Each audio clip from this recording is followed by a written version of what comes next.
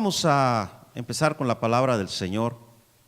Y esta mañana quiero hablarle de un tema que tiene que ver con empezar a dejar atrás cosas que no necesitamos.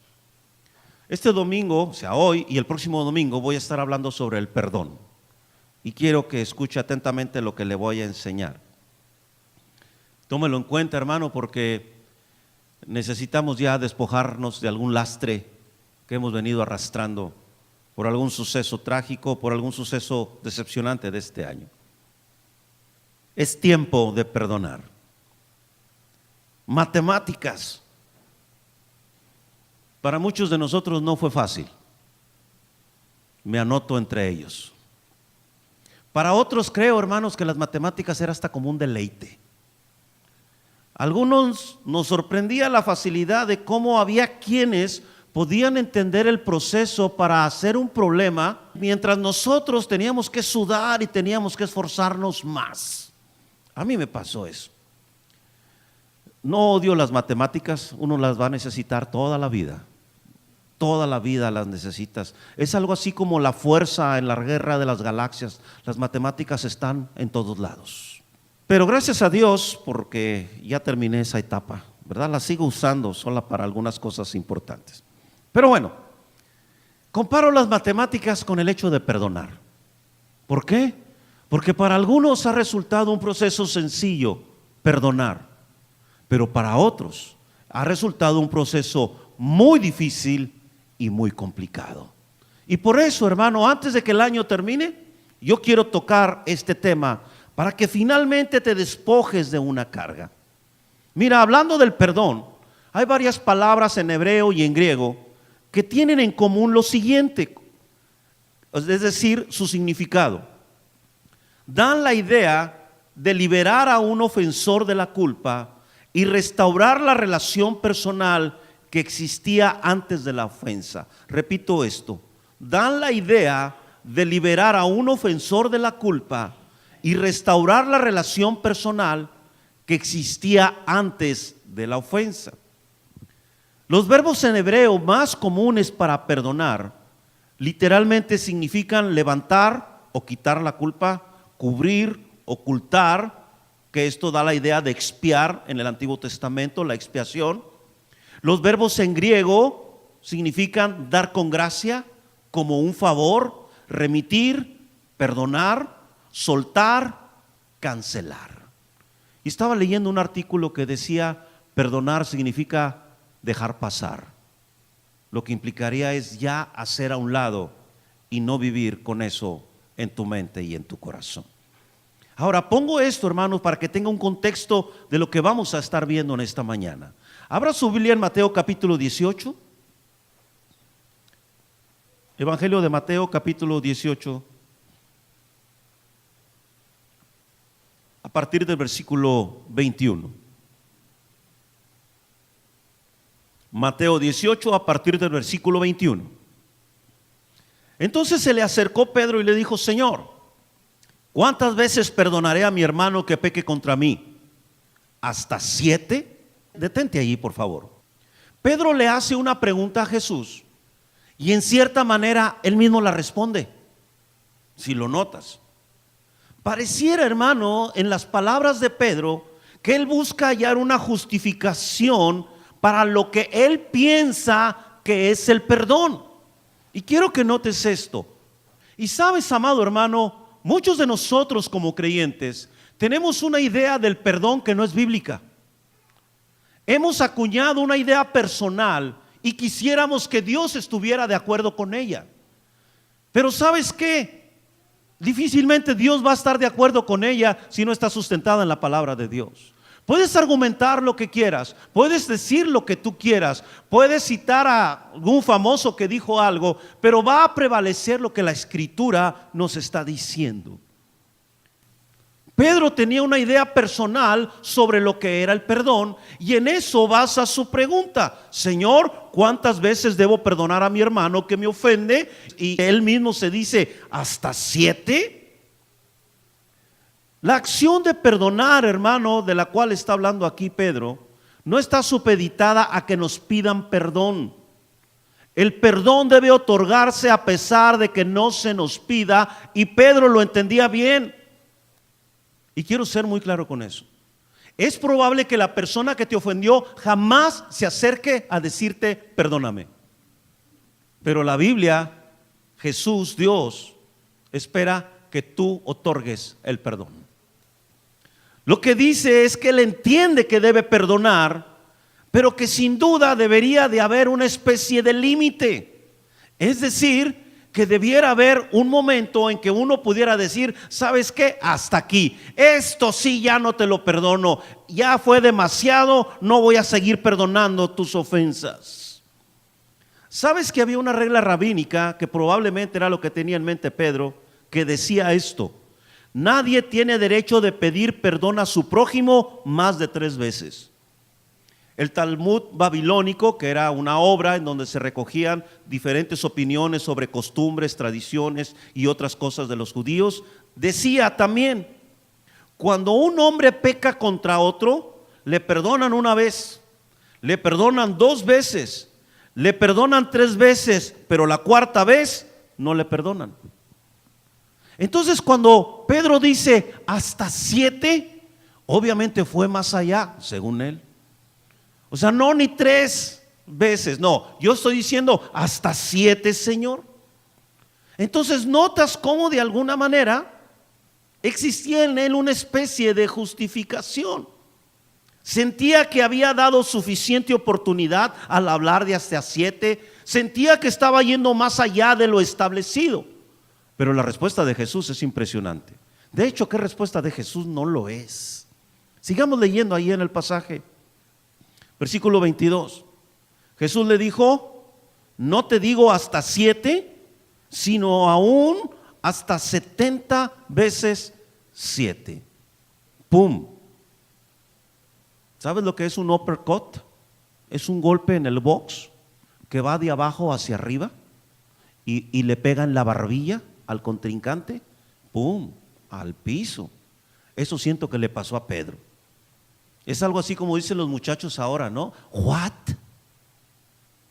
Casi escucho los pensamientos de Pedro diciendo: oye, eso es demasiado, no puede ser. Pero sabes que inmediatamente todos los que escuchaban a Jesús entendieron que cuando Jesús dijo 70 veces 7, no estaba diciendo exactamente 490 veces. Ellos lo entendieron. Lo que quiso decir Jesús fue esto: perdona sin cesar, muestra misericordia a tu hermano siempre. Y eso es lo que tú y yo debemos entender.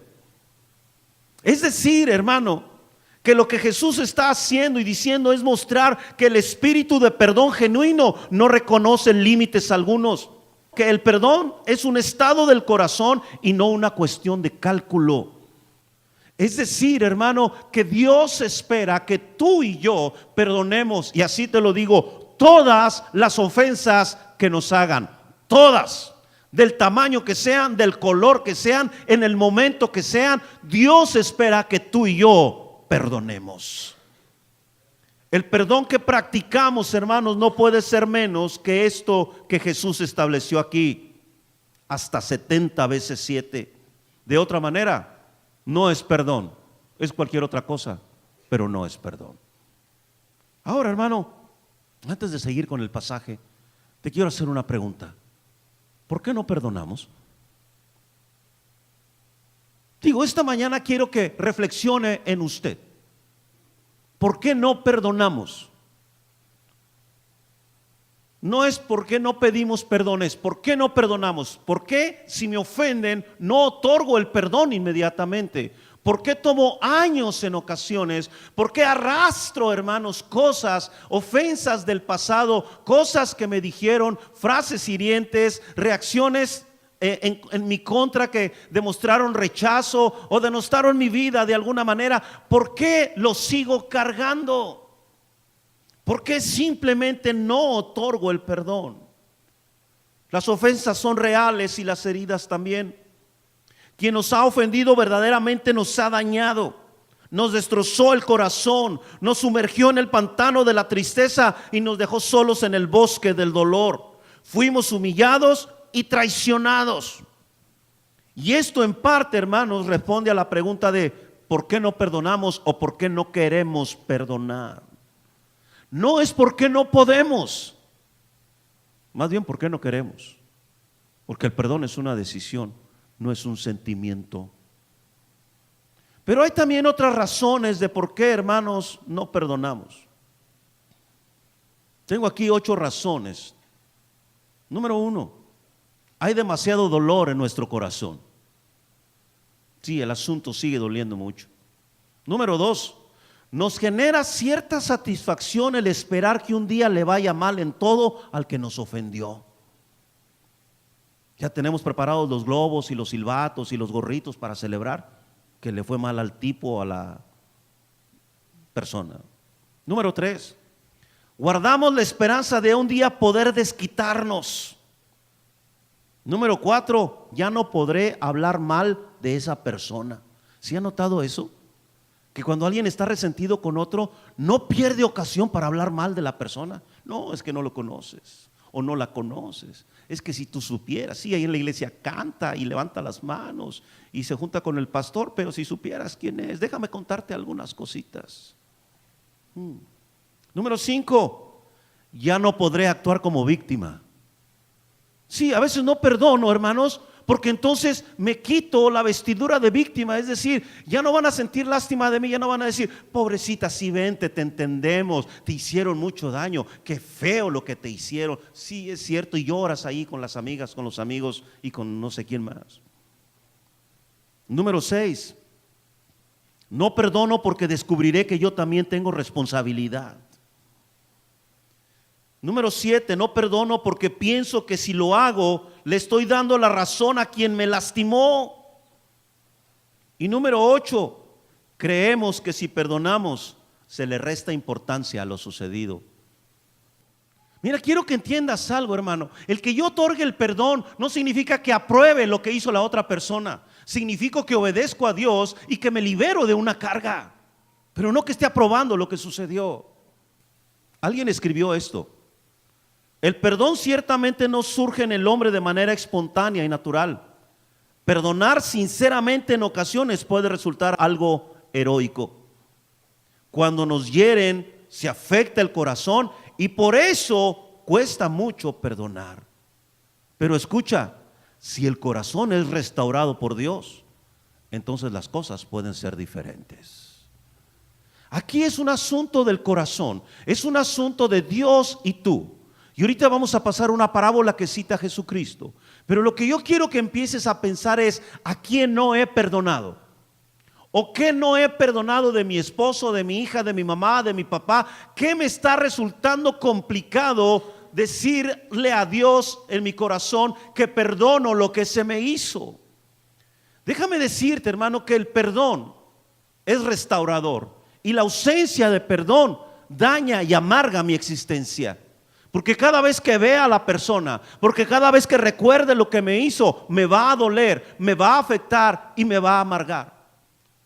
Mira, cuando una persona pone condiciones para perdonar, está olvidando algo muy importante: ¿cuánto le perdonó Dios a esa persona?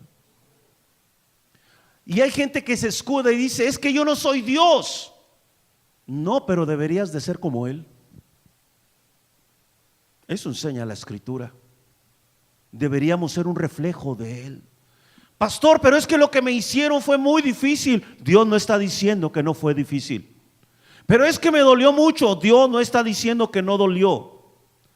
Por eso, precisamente, por todo ese daño que se te hizo, es necesario que perdones. Porque cuando no perdonas, el que está perdiendo o la que está perdiendo eres tú.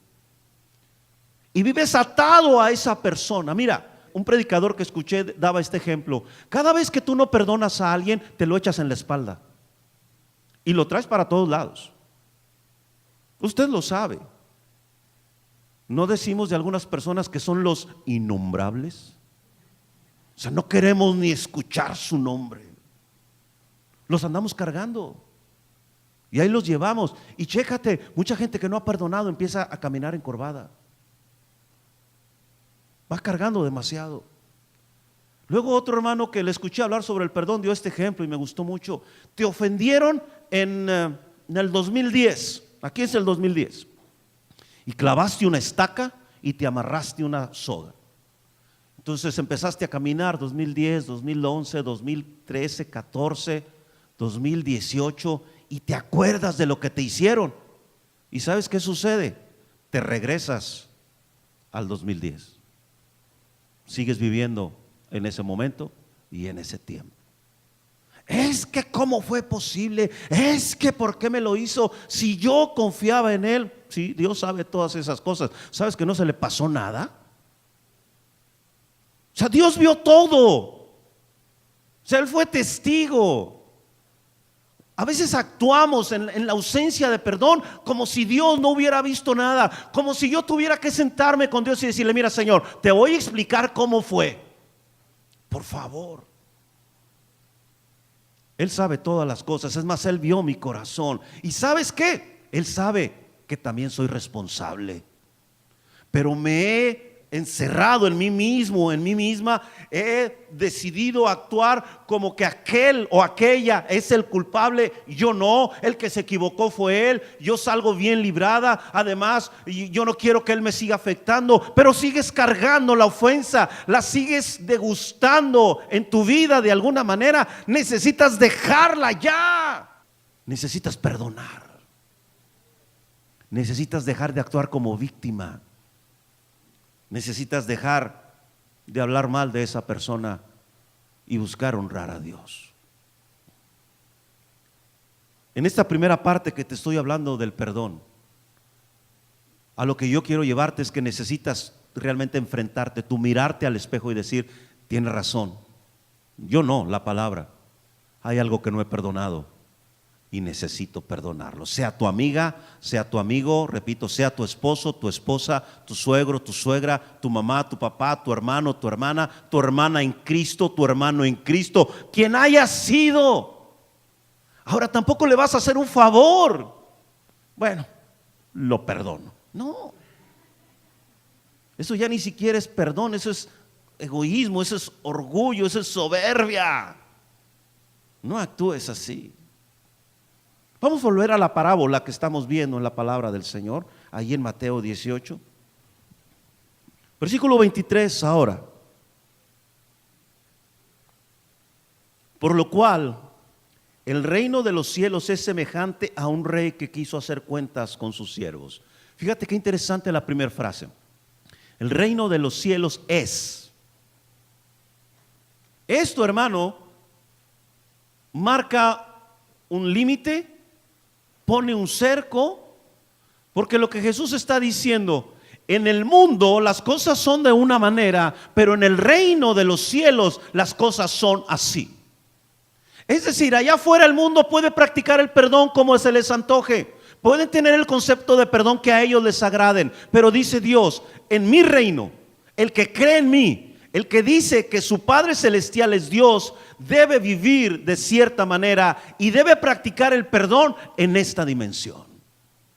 Así que, hermano, en el reino de los cielos, aquí entre nosotros como creyentes, los que decimos haber tenido un encuentro con Cristo, los que decimos que Dios es nuestro Padre Celestial y que el día que muramos iremos al cielo, aquí las cosas son diferentes. El perdón que tú y yo debemos practicar va en la dirección que Cristo está estableciendo desde el versículo 22, y que ahora en el 23 nos va a decir una parábola donde relata lo siguiente: un rey que quiso hacer cuentas con sus siervos.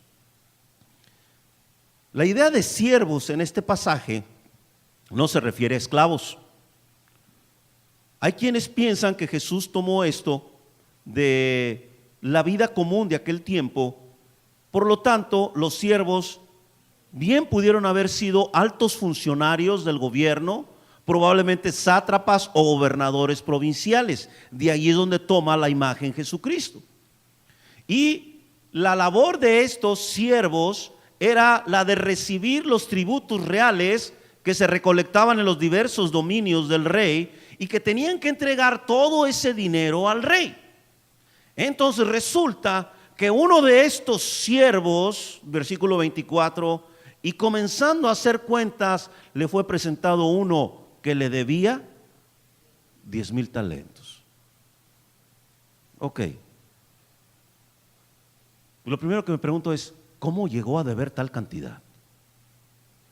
¿Cuántos son 10,000 talentos?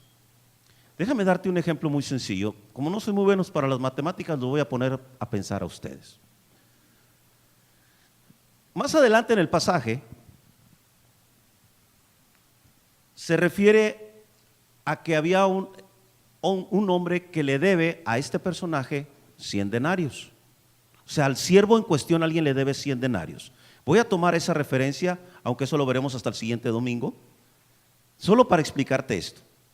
Un denario es el salario diario de un obrero común.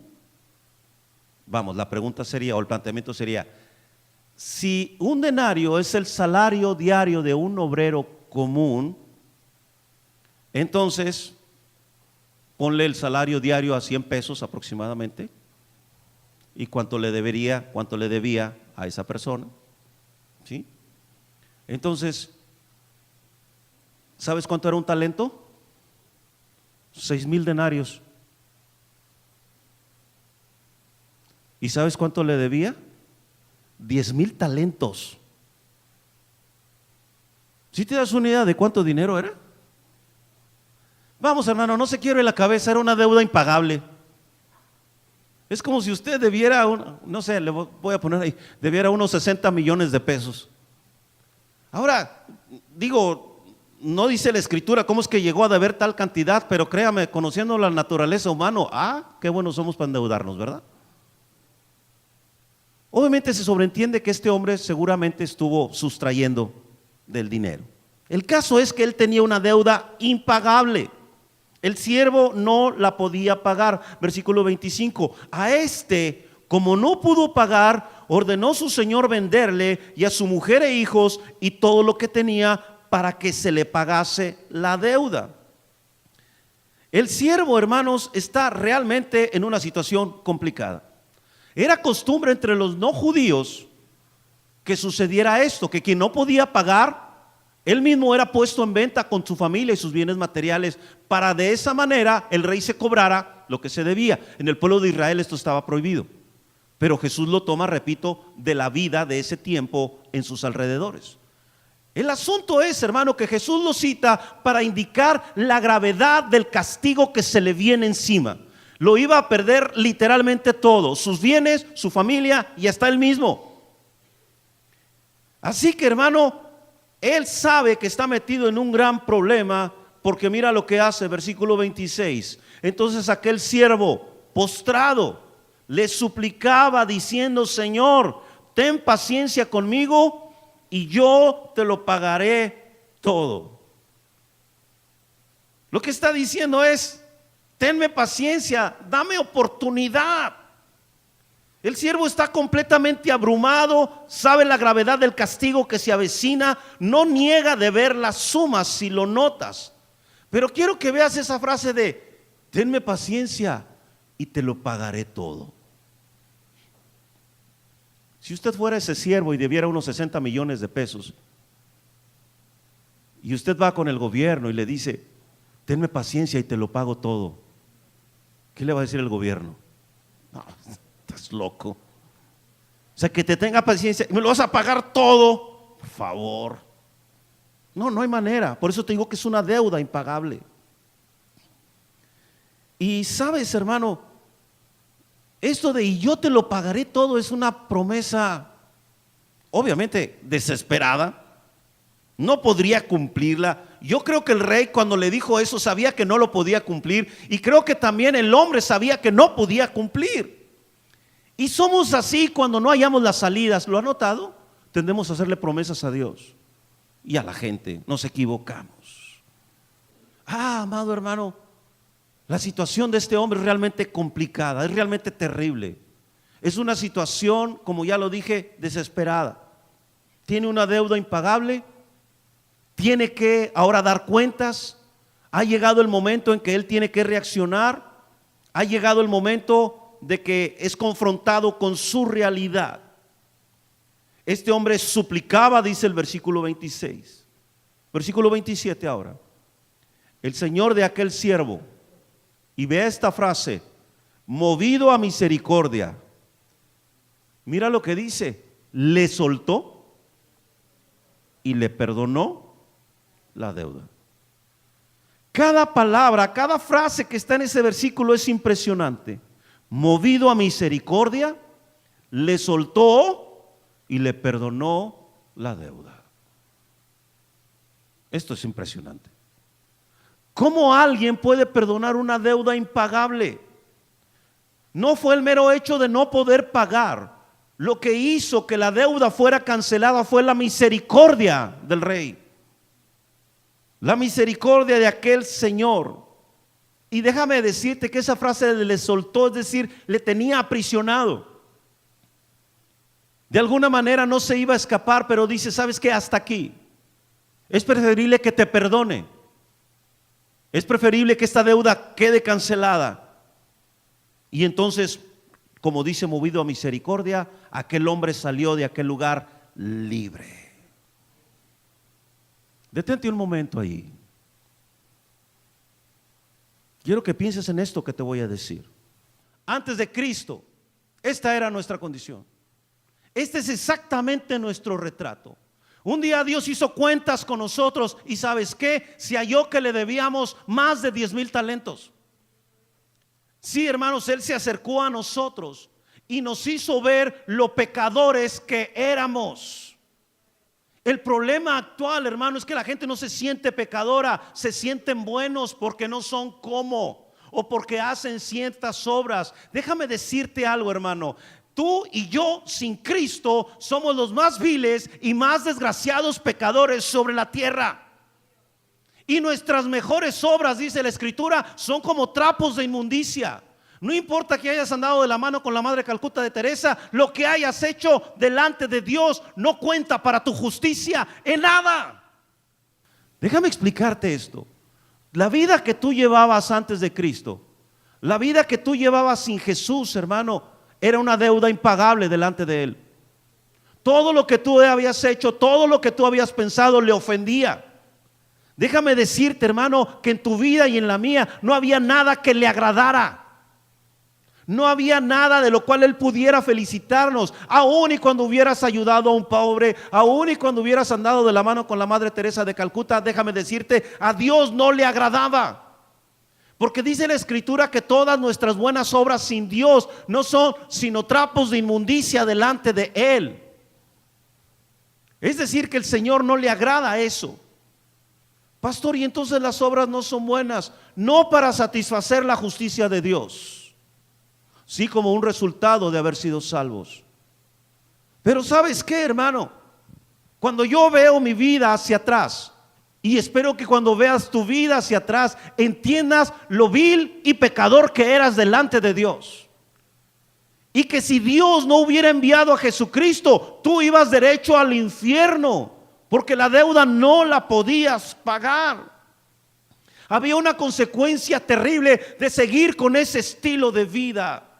Mira, muchos de nosotros, hermano, no honramos a Dios a veces con nuestro estilo de vida. Ahora que somos salvos, porque no hemos entendido de lo que fuimos librados. Porque el día que entiendas que realmente lo que te esperaba era el infierno, que es una mentira eso que dicen de que al final Dios por puro amor nos va a salvar a todos, no es cierto. Lee la Biblia. Así que, hermano, esa era mi deuda. No creas, hermano, que porque no hiciste lo que hizo Hitler eres bien buena onda. No, hermano, por cuanto todos pecaron, dice Romanos 3, y están destituidos de la gloria de Dios. No, hermanos, todos éramos pecadores, todos estábamos destituidos de la gloria de Dios. No nos esperaba el perdón, no nos esperaba su presencia, no había nada bueno en nosotros, hermano. Así que Dios hace cuentas conmigo. Y lo único que ve es lo mismo que vio aquel señor, aquel rey con su siervo. Tienes una deuda que no me puedes pagar. Y entonces, hermanos, recurrimos a nuestros propios medios para querer estar en paz con Dios. y establecimos nuestros parámetros y dijimos, ahora sí me voy a portar bien. No es suficiente. Ahora sí voy a ir a la iglesia. No es suficiente. Ahora sí voy a hacer esto, ahora sí voy a hacer aquello. No es suficiente. Nada es suficiente. Créeme, hermano, que las religiones es la invención del hombre para tratar de estar en paz con Dios, pero no es suficiente. La única manera en que tú puedes estar en paz con Dios es a través de Jesucristo. Pareciera, hermano, que cuando nosotros nos negamos a perdonar, estamos diciéndole al Señor, Señor, lo que yo hice no fue tan grave, pero lo que Él hizo sí es muy grave. Pareciera que nosotros tenemos allí una tabla comparativa de qué pecados sí son bien gruesos y qué pecados no. Y Dios dice, no, todos pecaron, todos están destituidos. Tú no tenías derecho a nada, tú me debías mucho y lo que yo hice fue darte de mi gracia. Y lo que yo hice fue perdonarte en Jesucristo. Por eso Jesucristo vino a morir por nosotros, para perdonar todo lo malo que habíamos hecho. Entonces, hermano, lo que esta parábola está tratando de decirnos es eso: que tú y yo le debíamos mucho a Dios y sin embargo nos perdonó. Y sin embargo, hermano, cuando vinimos a Él en verdad nos otorgó lo que necesitábamos. Entiende esto, hermano, que Cristo muere antes de que tú te arrepientas, antes de que tú digas sí quiero a Cristo. El hecho de que Cristo haya muerto es Dios diciéndonos, estás perdonado. La única condición para que recibas ese perdón es que te arrepientas. Entonces, hermano, empiece a reflexionar cuánto te ha perdonado Dios. ¿Cuánto? ¿10,000 talentos?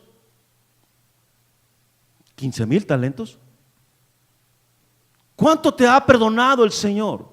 Eso es lo que yo quiero que reflexiones, y eso es lo que quiere la Escritura que tú reflexiones. Mira, abre tu Biblia en Colosenses 3, capítulo 13, por favor. Esta es la nueva vida en Cristo. Soportándoos unos a otros. ¿Y qué dice ahí, hermano? Perdonándoos unos a otros, si alguno tuviere queja contra otro, de la manera que Cristo os perdonó, ¿qué dice? Así también hacedlo vosotros. Hermano, esta es la base y la razón del perdón que Dios nos da y del perdón que debemos expresar a los demás. Así que una vez más te pregunto, ¿qué es lo que no has podido perdonar? ¿A quién no has podido perdonar? ¿No crees que ya es momento de que hagas lo que Cristo espera que hagas? Por eso quiero terminar en esta mañana simplemente diciéndote, es más lo que Dios te perdonó a ti, es más grave tus ofensas delante de Dios, es más grave lo que tú hiciste delante de Dios que lo que te hayan hecho a ti, pero por mucho. ¿Y sabes qué te esperaba? Te lo vuelvo a decir, el castigo eterno. Pero Dios en su gracia envió a Jesucristo y te perdonó antes de que te arrepintieras. Y entonces piensa, si Dios fue así conmigo, ¿qué se espera que yo haga? ¿Cómo se espera que yo actúe? Y concluirás una sola cosa: es necesario perdonar hasta 70 veces 7 todo lo que te hagan. Y créeme, hermano, que conforme tú practicas el perdón, tu vida se libera, la amargura se va, eres feliz y puedes ver a la otra persona. ¿Tú crees que a mí no me han hecho daño? Cada vez que yo salía del culto en otra iglesia que pastoreé, iba una hermana que no sé por qué no me amaba. Es tan bueno que soy, pero no me amaba. Y me acuerdo que se paraba enfrente de mí cuando la gente estaba saliendo, se paraba enfrente de mí, me veía, yo les tiraba la mano, se daba la vuelta y se iba. Todos los domingos lo hacía.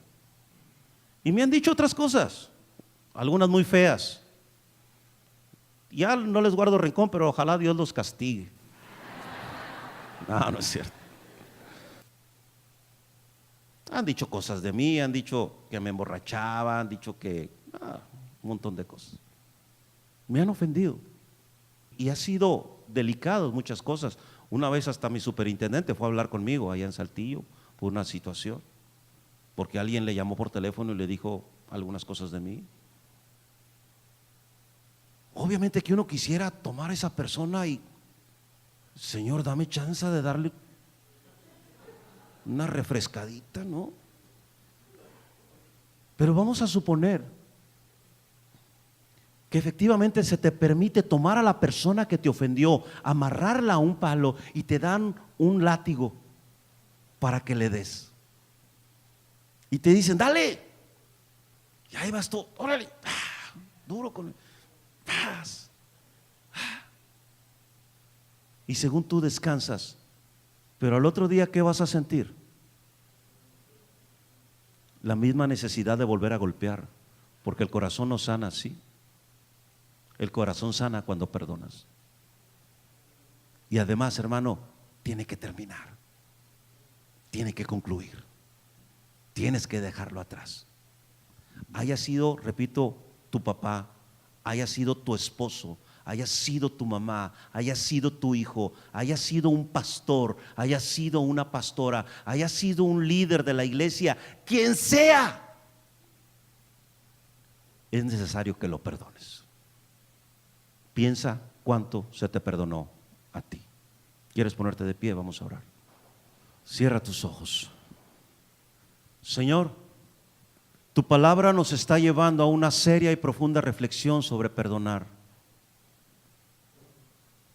Quizás, Señor, para algunos de nosotros sea necesario confrontarnos en verdad y ver si realmente el corazón está libre. Si hemos otorgado el perdón necesario, si en verdad hemos perdonado en nuestro corazón a esa persona, Señor, o si el corazón sigue guardando rencor, resentimientos, amargura, si el corazón todavía es prisionero de lo que se le hizo. Señor, líbranos de tener nuestra propia idea del perdón. Guárdanos de ello, Señor, y que veamos en tu palabra lo que aprendimos esta mañana. Señor, bien oraba el salmista cuando decía: examíname, oh Dios, y conoce mi corazón, pruébame y conoce mis pensamientos, y mira si hay allí camino de perversidad, Señor, y guíame en el camino eterno. Bien haremos nosotros en orar así, Señor. Si hay algo, Dios, muéstramelo, aunque, Señor, de antemano creo que lo sabemos. Y aún, Señor, si alguno de nosotros piensa que no hay nada, Dios, permítenos hacer una revisión y asegurarnos de que así es. Y, Señor, si unos y otros hallamos algo, lo mejor que podemos empezar a hacer a partir de hoy es decirte: Señor, perdono a esa persona, y la perdono porque tú me perdonaste a mí más, mucho más de lo que a mí me hicieron. Fue más grave lo que yo te hice, Señor. Fue peor mis ofensas hacia ti, Dios, que lo que me hicieron a mí. Así que, Señor, aquí estoy, entendiendo que es tiempo de perdonar, que ya debo dejar esto atrás, que ya debo, Señor, ser libre de esto y permitir que tú restaures mi corazón. Señor, tómame, estoy en tus manos. Gracias por tu palabra.